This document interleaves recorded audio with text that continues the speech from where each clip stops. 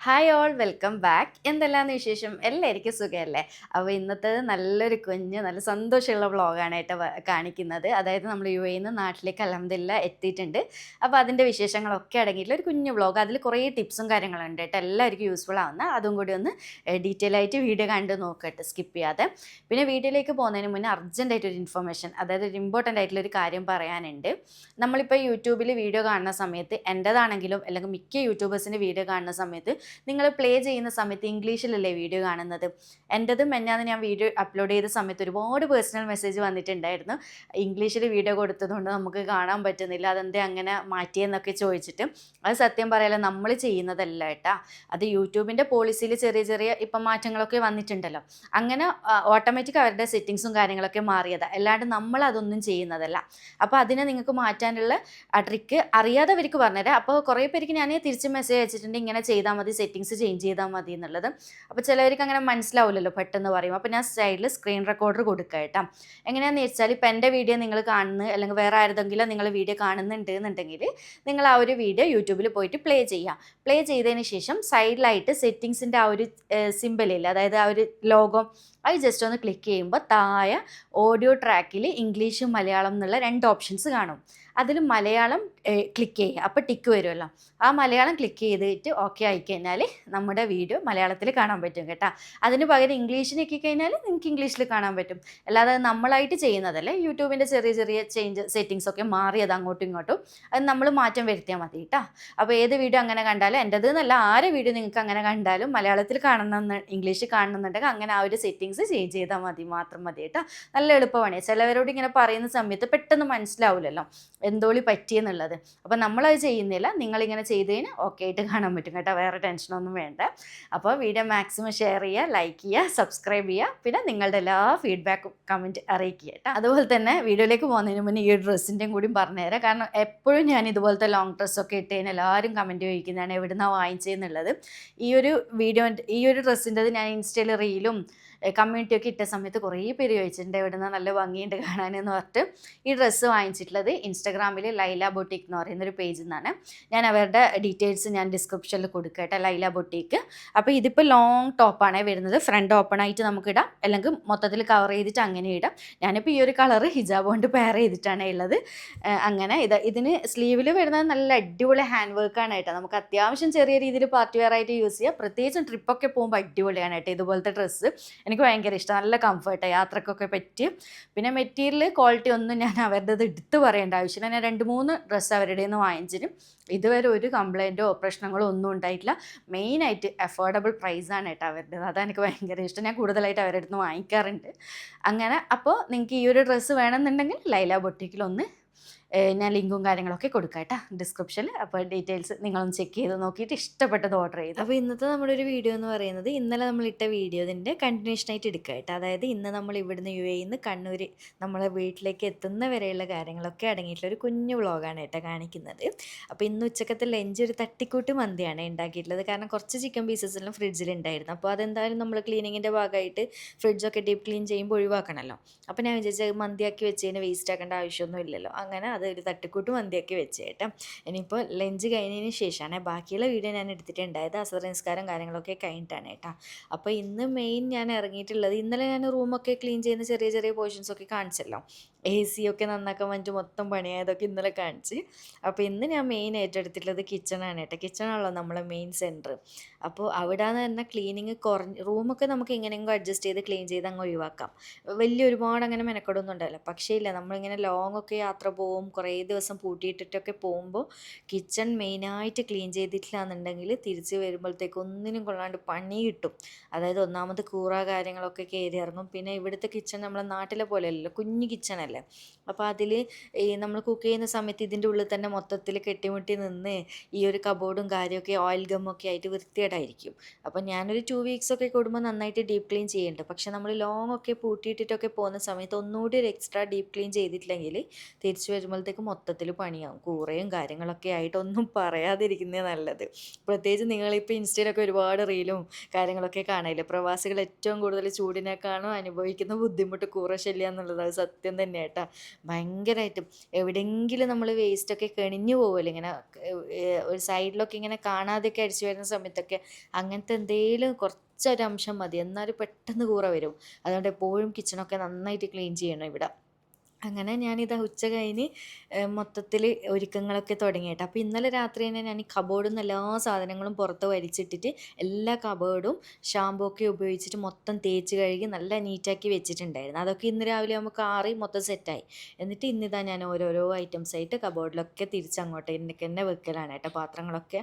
കാരണം ഇനിയിപ്പോൾ നമ്മൾ വീഡിയോ ഷൂട്ടിങ്ങും കുക്കിങ്ങും ഒന്നും മെയിനായിട്ടൊന്നും ഇല്ലല്ലോ, നാളെ നമ്മൾ പോവുകയാണേ രാത്രി. ഇനിയിപ്പോൾ ഞാൻ ഒന്ന് രണ്ട് ചെറിയ ചെറിയ ടിപ്സ് പറഞ്ഞുതരാം. അതിന് മുന്നേ റൂമിൻ്റെ അവസ്ഥയൊക്കെ കണ്ടില്ല, ഒന്നും ആരും മൈൻഡ് ചെയ്യണ്ട കേട്ടോ. എല്ലാവർക്കും അറിയാമല്ലോ പോകുമ്പോൾ ഇങ്ങനെ തന്നെ അവസ്ഥകൾ ഉണ്ടാകുക. അപ്പോൾ പെട്ടി പാക്ക് ചെയ്യാൻ വേണ്ടി ഇന്ന് രാത്രി തന്നെ പെട്ടിയൊക്കെ സെറ്റ് ചെയ്ത് വെക്കണം. കാരണം രാവിലെ ഷുമ്മുന് ഓഫീസുണ്ട്. അതുകൊണ്ട് തന്നെ ഓരോന്നോരോന്ന് ഞാൻ ഷുമ്മെല്ലാം കൂടി ഇടയ്ക്ക് അവിടുന്ന് ഇവിടുന്ന് എനിക്ക് എല്ലാം വലിച്ചിടുന്നു. ഞാൻ പറഞ്ഞ കിച്ചൻ്റെ ക്ലീനിങ് മൊത്തത്തിൽ കഴിഞ്ഞിട്ട് വന്നു കഴിഞ്ഞാൽ പിന്നെ ഇങ്ങേ ഭാഗം ശ്രദ്ധിക്കണ്ടല്ലോ, മൊത്തം എല്ലാം കൂടിയായിട്ട് ഹറിബറി ആവണ്ടെന്ന് വിചാരിച്ചിട്ട് ഞാൻ ഈ ഒരു കിച്ചൺ ക്ലീനിങ്ങിന് തന്നെ ഇറങ്ങി കേട്ടോ. അത് കഴിഞ്ഞിട്ട് ഞാൻ വരാമെന്ന് പറഞ്ഞിട്ട്.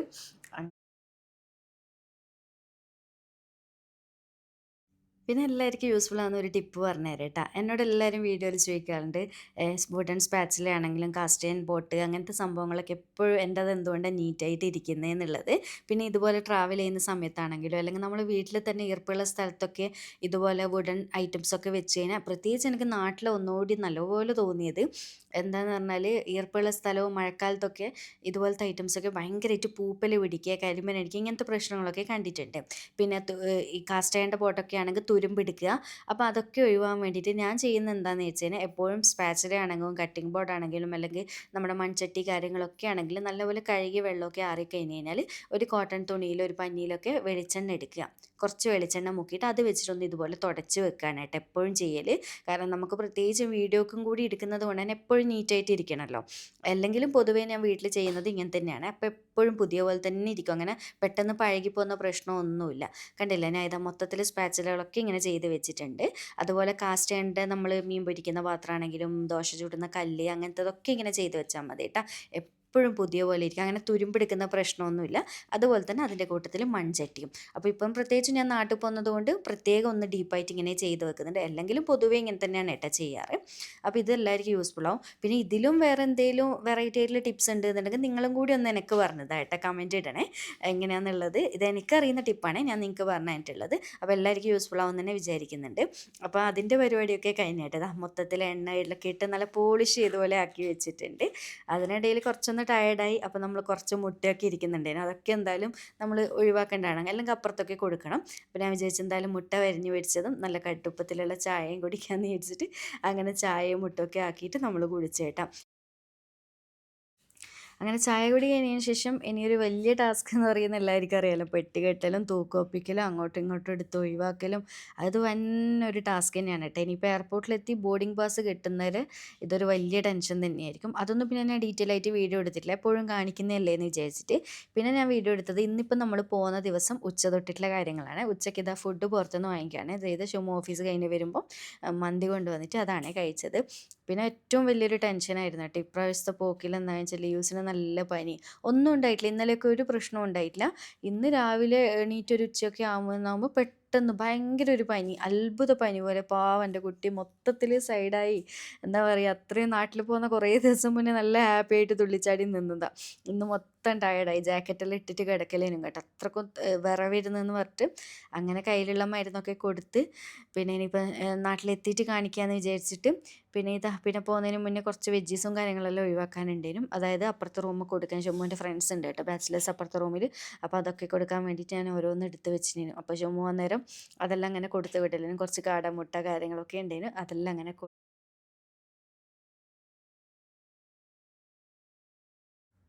അങ്ങനെ നമ്മൾ രാത്രി ഏകദേശം റെഡിയായി ഫുഡൊക്കെ കഴിച്ചിട്ട് എയർപോർട്ടിലേക്ക് പോയിക്കൊണ്ട് നിൽക്കലാന്നിപ്പോൾ. അപ്പോൾ ഇപ്രാവശ്യം നമ്മൾ പോകുന്നത് റാസൽ കൈമ എന്നല്ല, ഫുജൈറയിൽ നിന്ന് കണ്ണൂരിലേക്ക് ഡയറക്റ്റ് പോവുകയാണ് ചെയ്യുന്നത്.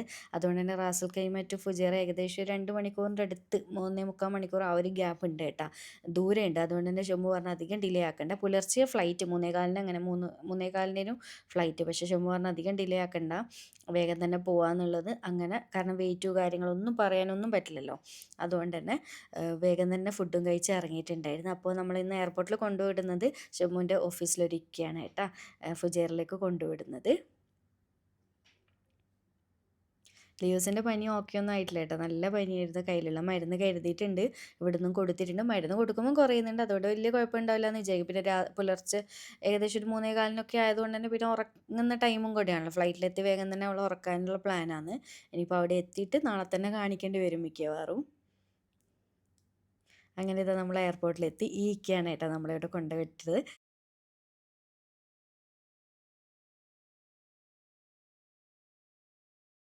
അതിനിടയിൽ ശംഭുവിൻ്റെ ഒരു പഴയ ഫ്രണ്ടിനെ കണ്ട് ശംഭു കുറച്ച് സമയം സംസാരിച്ചിരുന്നു കേട്ടോ. പിന്നെ നമ്മൾ നേരത്തെ തന്നെയാണല്ലോ എത്തിയത്, അതുകൊണ്ട് പ്രശ്നമൊന്നുമില്ല. അങ്ങനെ ഇതാ നമ്മൾ ഇക്ക തിരിച്ചു പോയി, നമ്മൾ എയർപോർട്ടിലേക്ക് ഇതാ കയറി. പിന്നെ ഇവിടെ ഫുജൈറ എയർപോർട്ട് നമ്മൾ റാസൽ കൈമ എയർപോർട്ട് പോലെ തന്നെ കുഞ്ഞ് എയർപോർട്ട് കേട്ടോ, ഒരുപാട് നടക്കാനൊന്നുമില്ല, പെട്ടെന്ന് പെട്ടെന്ന് പരിപാടി കഴിയും. ബോർഡിംഗ് പാസിലുള്ള ക്യൂ ആണ് കേട്ടോ ഇത്. അത് കഴിഞ്ഞ് കഴിഞ്ഞാൽ പിന്നെ ഗേറ്റിലേക്ക് ഇപ്പോൾ ഡയറക്റ്റ് വേഗം വേഗം പരിപാടി കഴിയും. അങ്ങനെ കുറേ ടൈം നിൽക്കലും നടക്കലും അങ്ങനത്തെ പരിപാടിയൊന്നുമില്ല. നമ്മളത് ഇൻഡിഗോ ആണ് ഫ്ലൈറ്റ്, അതുകൊണ്ട് തന്നെ ഡിലേയും കാര്യങ്ങളൊന്നും ഉണ്ടാവില്ല കേട്ടോ. ഇതുവരെ ഉണ്ടായിട്ടില്ല, പെട്ടെന്ന് പെട്ടെന്ന് എല്ലാം നടക്കലുണ്ട്. അവർ നല്ല ടൈമിന് തന്നെ നമ്മുടെ എയർപോർട്ടിൽ എത്തിക്കലുണ്ട് കേട്ടോ. പിന്നെ വെയിറ്റിൻ്റെ മേലാണ്ട് പ്രശ്നമായി കേട്ടോ, വല്ലാതെ ഇടങ്ങാറായിന്. വെയിറ്റ് എക്സ്ട്രാ എല്ലാം ആയിട്ട്. പിന്നെ ലാപ്ടോപ്പ് ബാഗൊന്നും ആദ്യമൊന്നും തൂക്കിയില്ലല്ലോ, ഇപ്പോൾ ഭയങ്കര സ്ട്രിക്റ്റ് ആയിന് ലാപ്ടോപ്പ് ബാഗ് തൂക്കുന്ന. അങ്ങനെ നമ്മളൊരു 5 കിലോൻ്റെ എത്രയോ കിലോൻ്റെ പൈസയൊക്കെ കൊടുത്തിട്ടുണ്ടായിരുന്നു കേട്ടോ അന്നത്തെ ദിവസം. അതുകൊണ്ട് എല്ലാവരും ഫാമിലി ആയിട്ട് ഇപ്പോൾ സ്ത്രീകളും മക്കളൊക്കെ ഒറ്റയ്ക്ക് വരുവാണെങ്കിൽ മാക്സിമം 1-2 കിലോന് കുറച്ചിട്ട് തന്നെ കൊണ്ടുവരാൻ നോക്കുക കേട്ടോ. അത് നാട്ടിൽ നിന്നാണെങ്കിലും അങ്ങോട്ട് ഇങ്ങോട്ടേക്കും ഇങ്ങനെ അങ്ങോട്ടേക്കായാലും കുറച്ച് കൊണ്ടുപോകാൻ നോക്കുക. എന്നാൽ പിന്നെ ഈ ഒരു ടെൻഷൻ ഇല്ല. പ്രത്യേകിച്ച് ഒറ്റയ്ക്കെല്ലാം ആകുമ്പോൾ ഒന്നുകിൽ അവർ അയച്ചിട്ട് പുറത്ത് കൊടുപ്പിക്കുന്നുണ്ട്. അങ്ങനെ കുറേ പേര് അയച്ചിട്ട് കൂടെ വന്ന ആളെടുത്ത് കൊടുക്കുക ചെയ്യുന്ന സാധനങ്ങൾ. നമുക്ക് പിന്നെ ഇവിടെ തിരിച്ചു കൊടുക്കേണ്ട സാധനങ്ങളൊന്നും ഇല്ല, എല്ലാം നാട്ടിൽ കൊണ്ടുപോകേണ്ടതേ ഉള്ളൂ. പിന്നെ ജമ്മുവിൻ്റെ മെയിൻ വർക്ക് നടക്കണം എന്നുണ്ടെങ്കിൽ നാട്ടിൽ പോയാൽ നടക്കണമെങ്കിൽ ലാപ്ടോപ്പ് നിർബന്ധമാണ്. അപ്പോൾ അതൊന്നും കൊടുക്കാനേ കഴിയില്ല. അതുകൊണ്ട് അങ്ങനത്തെ കുറേ ബുദ്ധിമുട്ടുണ്ടായിന്. വേറെ ഒന്നും അൽഹംദുലില്ലാ കുഴപ്പമൊന്നുമില്ല. അങ്ങനെ നമ്മൾ ഫ്ലൈറ്റ് കയറി നമ്മൾ നാട്ടിലേക്ക് പോവാണ്. നല്ല സന്തോഷം. നാട്ടിൽ പോകുമ്പോൾ ഒരു പ്രത്യേക സന്തോഷം. ഇനി അങ്ങനെ ഇങ്ങോട്ട് വരുമ്പോഴാണ് വേറെ എന്താ പറയുക, അതിൻ്റെ നേരെ ഓപ്പോസിറ്റ് ആയിരിക്കും. അപ്പോൾ ലിയൂസിൻ്റെ പനി കാരണം കുറച്ചൊരു ടെൻഷൻ ഉണ്ടായിന്. ഇപ്പോൾ അൽഹംദുലില്ലാ കുഴപ്പമൊന്നും ഉണ്ടായിട്ടില്ല കേട്ടോ. അങ്ങനെ ഇതാ ഫ്ലൈറ്റ് കയറി പോവാണ്.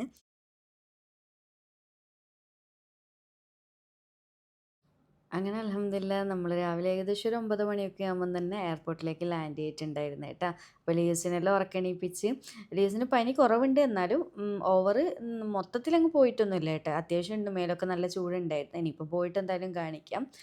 അങ്ങനെ പിന്നെ നമ്മൾ നാട്ടിലേക്ക് എത്തിക്കഴിഞ്ഞ് കഴിഞ്ഞാൽ ഇപ്പം ഗൾഫിൽ നിന്നൊക്കെ വരിക അല്ലെങ്കിൽ പുറത്തുനിന്ന് എവിടെ നിന്നും കുറേ കാലം കൂടി നാട്ടിലേക്ക് പോവുകയാണെങ്കിലും നമുക്ക് എന്ത് അസുഖം, അതിപ്പോൾ ഒരു പനിയെന്നല്ല, മറ്റുള്ള എന്ത് പല അസുഖങ്ങളും ഉള്ളവരായിരിക്കും നമ്മൾ. പക്ഷെ നാട്ടിലെത്തിക്കഴിഞ്ഞ് കഴിഞ്ഞാൽ അതൊന്നും കാണിക്കാതെ മാക്സിമം ചിരിച്ച് കളിച്ച് തുള്ളിച്ചാടി എൻജോയ് ചെയ്ത് നടക്കാൻ നോക്കും. കാരണം ആ ഒരു കുറച്ച് ദിവസങ്ങളല്ലേ ഉള്ളൂ എന്ന് വിചാരിച്ചിട്ട്. അത്ര തന്നെ. അങ്ങനെ ഇതാ നമുക്ക് നല്ല അടിപൊളി ലാൻഡ് ചെയ്യുമ്പോൾ തന്നെ ഉഷാറ് മഴയും കിട്ടി, ഭയങ്കര ഹാപ്പി. മഴയും കൂടി ഉള്ളത് കൊണ്ട് തന്നെ. പിന്നെ ഈ ഒരു ഈ ലാൻഡ് ചെയ്യുന്ന ആ ഒരു മൊമെൻറ്റും കാര്യങ്ങളൊന്നും ഞാൻ പറയണ്ടല്ലോ, അത് എക്സ്പീരിയൻസ് ചെയ്യുന്ന വേണം കേട്ടോ ആ ഒരു ഫീല്. അപ്പോൾ ഇതാ ഫ്ലൈറ്റ് ലാൻഡ് ചെയ്ത് എല്ലാവരും ഇറങ്ങാൻ തിരക്കായി കേട്ടോ. നമ്മൾ കണ്ണൂർ എയർപോർട്ടിലേക്ക് തന്നെയാണ് ഡയറക്റ്റ് വന്നിട്ടില്ല. ഇവിടുന്ന് പിന്നെ ഒരു അരമണിക്കൂർ അങ്ങനെയുള്ളൂ വീട്ടിലേക്ക് എത്താൻ വേണ്ടിയിട്ട്. അപ്പോൾ പിന്നെ ഞാൻ ഒരുപാട് അങ്ങനെ വീഡിയോ എടുത്തിട്ടൊന്നുമില്ല. പെട്ടെന്ന് തന്നെ ലഗേജും കാര്യങ്ങളൊക്കെ കിട്ടി. ഇനിയിപ്പോൾ നമ്മൾ പുറത്തേക്ക് ഇറങ്ങാം. നമ്മളിപ്പോൾ എയർപോർട്ടിൽ നിന്ന് കൂട്ടാൻ വന്നിട്ടുള്ളത് ആഷിയും ഷെയ്പ്പുക്കയാണ് കേട്ടോ. അതായത് ഷെമ്മുൻ്റെ ബ്രദറും പിന്നെ പെങ്ങളുടെ ഹസ്ബൻഡ് ഉണ്ട്. അറിയാമല്ലോ, ഞാൻ മുന്നത്തെ വീഡിയോയിലെല്ലാം കാണിച്ചത്, അതുകൊണ്ട് അറിയാത്തവർക്ക് വേണ്ടിയിട്ട് പറഞ്ഞതാണ് കേട്ടോ. അപ്പോൾ അവർ രണ്ടുപേരും 2 വണ്ടിയിലായിട്ടാണ് വന്നിട്ടുണ്ടായത്. കാരണം അത്യാവശ്യം ലഗേജും കാര്യം ഉണ്ടാകുമ്പോൾ ഒന്നിലാവില്ല. അങ്ങനെ ഇതാ ഹാഷിയും ഹബ്ബയും വന്നിട്ടുണ്ടായിരുന്നു കേട്ടോ. പെങ്ങളുടെ മോള് അറിയാമല്ലോ എല്ലാവർക്കും ഇവിടെ. അങ്ങനെ അതാ നമ്മൾ വീട്ടിലേക്ക് പോയിക്കൊണ്ട് നിൽക്കല. ലിയൂസിന് പനി ആയതുകൊണ്ട് മുഖമെല്ലാം മൊത്തത്തിലൊന്ന് ഇതായിട്ടുണ്ട് കേട്ടോ, വാടിയിട്ടുണ്ടായിരുന്നു.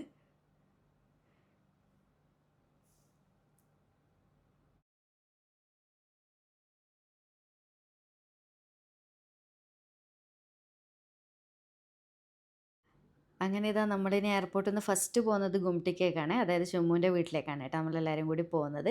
അപ്പോൾ പോകുന്ന വഴിക്കൊക്കെ നല്ല ഉഷാറ് നല്ല എത്തിയിട്ട് തന്നെ മഴ കിട്ടി. അത് ഭയങ്കര ഹാപ്പി ആയിട്ടാ.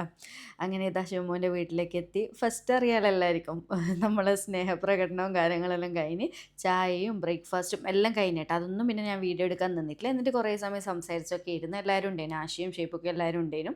സംസാരിച്ചിരുന്ന് പിന്നെ കുറച്ച് കഴിഞ്ഞിട്ട് ഞാൻ എൻ്റെ വീട്ടിലേക്ക് നമ്മളെല്ലാവരും കൂടി വന്ന് ഉമ്മാനും ഉപ്പാനെല്ലാം ഒന്ന് കാണാൻ വേണ്ടിയിട്ട്. എന്നിട്ട് ഇന്ന് എൻ്റെ വീട്ടിൽ താമസിക്കുന്നില്ല കേട്ടാ. ഇന്ന് തിരിച്ച് കുമട്ടിക്കേക്ക് തന്നെ പോകുന്നുണ്ട്. ജസ്റ്റ് ഒന്ന് പോയിട്ട് എല്ലാവരെയും കണ്ട് പിടിച്ച് അങ്ങനെ പോവാൻ ഭക്ഷണത്തിനൊന്നും ഇന്ന് ഇവിടെ നിൽക്കുന്നില്ല. നാളെ രാത്രി തന്നെ ഇനി ഇവിടെ ഭക്ഷണത്തിന് വരാം എൻ്റെ വീട്ടിലേക്ക്. അപ്പോൾ ഇതാ എല്ലാവരെയും ഉപ്പാനെയും ഉമ്മാനെയും എല്ലാം കണ്ട് ബ്രദറും എല്ലാവരും ഉണ്ടായിരുന്നു. ഭയങ്കര സന്തോഷം. അങ്ങനെ ഇവിടെ എത്തി പിന്നെ ഉമ്മ ജ്യൂസും ചക്കയൊക്കെ ഉണ്ടായിരുന്നു. അതെല്ലാം പെട്ടെന്ന് തന്നെ എടുത്ത് തന്ന് പിന്നെ കുറച്ച് സമയം ഒരു മണിക്കൂറോളം ഇവിടെ നിന്നിട്ട് അങ്ങനെ തിരിച്ച് ഗുംട്ടിക്കേക്ക് തന്നെ പോയി കേട്ടോ. ഇനിയിപ്പോൾ നാളെ രാത്രി ഇവിടെ ഭക്ഷണത്തിലേക്ക് അങ്ങനെ വരിക ചെയ്യുക. എന്നിട്ട് നാളെ രാത്രി ഇവിടെ നിൽക്കുകയാണ് ചെയ്യാൻ. അപ്പോൾ ഇവിടെ വന്ന് വിശേഷങ്ങളും പറയുന്നു. ഉമ്മ ലിയൂസിൻ്റെ മേല് ചൂട് കണ്ടിട്ട് അന്ത പനിക്കുന്നുണ്ട്. ആരും അറിഞ്ഞിട്ടുണ്ടായിരുന്നില്ല കേട്ടോ പനിയുള്ളതൊന്നും. പിന്നെ ആർക്കൊരു ടെൻഷൻ വേണ്ടാന്ന് വിചാരിച്ചിട്ട് അപ്പോൾ ഇവിടെ എത്തിയിട്ടാണ് പറഞ്ഞത് ഇങ്ങനെ പനിയുണ്ട് എന്നുള്ളത്. പിന്നെ അപ്പുറത്തുനിന്ന് ആയിഷയെല്ലാം വന്ന് ആയിഷ റിസയൊക്കെ വന്ന് കാരണം മക്കളില്ലേ അവരൊക്കെ വന്ന് ഇതാ ഉമ്മ ജ്യൂസും ചക്കയൊക്കെ എടുത്തന്ന്. വേറെ ഭക്ഷണമൊന്നും ഇന്ന് വേണ്ടാന്ന് പറഞ്ഞു. കാരണം അവിടെ നിന്ന് ബ്രേക്ക്ഫാസ്റ്റ് കഴിച്ചപാട് കുമ്പിട്ടിക്കുന്ന വന്നത്. അപ്പോൾ ഉമ്മ ചക്ക ഉള്ളതൊക്കെ വേഗം എടുത്തന്ന്. ഇന്നൂന് ഭയങ്കര ഇഷ്ടമായിട്ടോ ചക്ക.